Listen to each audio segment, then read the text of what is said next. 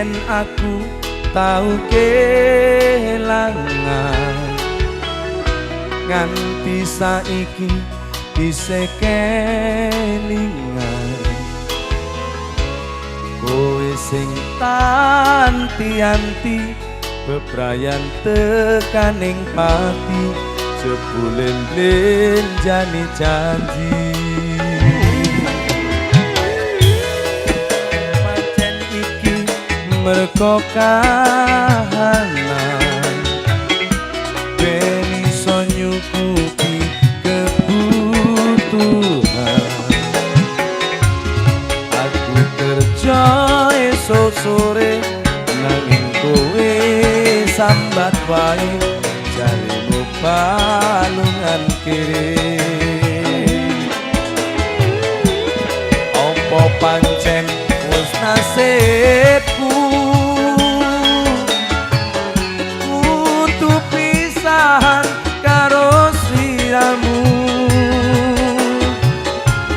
jaremu arep nampa apa anane nanging nyatane tresnaku mbok sepeleke kudune kowe ngerteni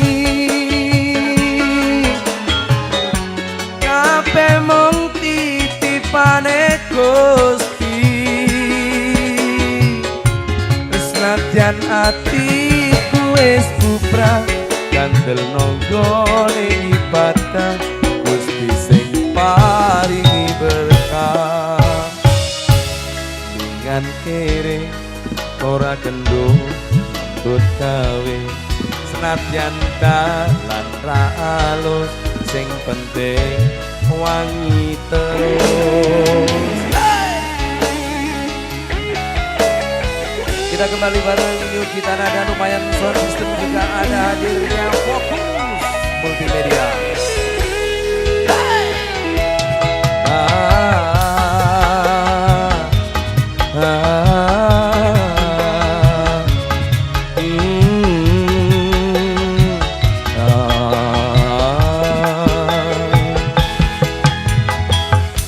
Kabeh iki mergo kahanan ben iso nyukupi kebutuhan aku kerja esok sore nanging kowe sambat wae jaremu balungan kiri opo pancen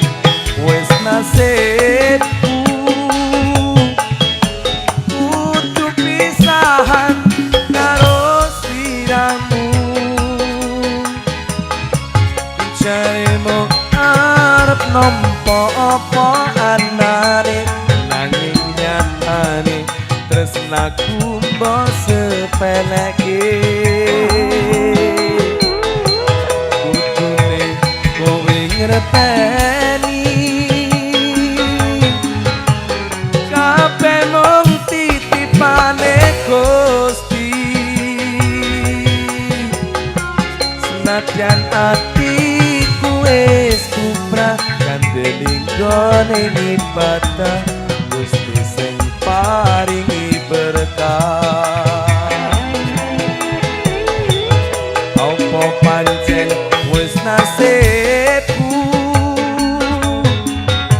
kudu pisahan karo sliramu jaremu arep nampa apa antane nanging nyatane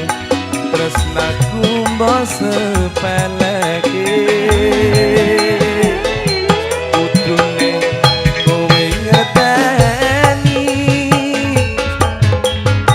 kabeh mung titipane Gusti senadyan atiku wis bubrah kanggo nggone ibadah Gusti sing paringi berkah senadyan